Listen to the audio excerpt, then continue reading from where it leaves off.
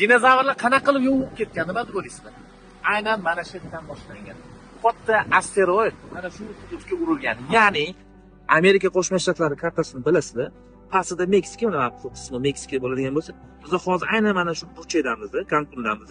Bu yerga 60 million yil ilgari asteroid zarba beradi. Asteroidning kattalik darajasi taxminan Toshkent shahrida keladi. Shunday katta zarba bilan uradiki, 1,5-2 ming kilometrlik chuqur hosil qiladi, ya'ni krater. Yer sharini boshqa hududlariga qanaqa ta'sir qilishi mumkin bu zarba desanglar, materiklarni suv bilan yuvib tashlaydi. Baland tog'larcha ularga suv yetib bormaydi, misli to'g'ri, suv yetib bormagan bo'lishi mumkin.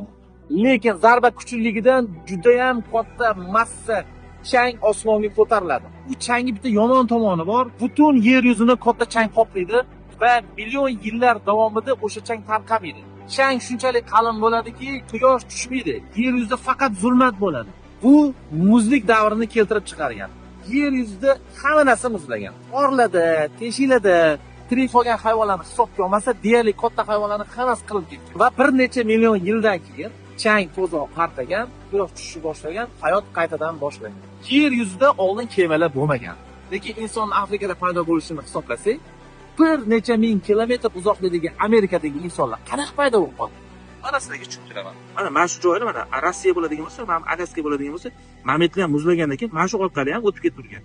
Materikdan materikka o'tib ketib turgan, odamlarga farq bo'lmagan. Eng qulay joylarda odamlar yashashni boshlagan. O'zi bilsanglar, kartada insonlar asosan qayerda yashaydi? Asosan daryoni yon bag'rida yashashadi. Qulay bo'lgan, shamol kam bo'ladigan joyda yashashadi. Bilasan, tog' tepasida odamlar yashamaydi. Asosan daryolar bo'yida yashaydi. Xullas, shunaqa versiyalar sizda ham qiziqarliroq ma'lumot bo'ladigan bo'lsa, kommentariyga yozinglar. Men xatoga yo'l qo'yishim mumkin.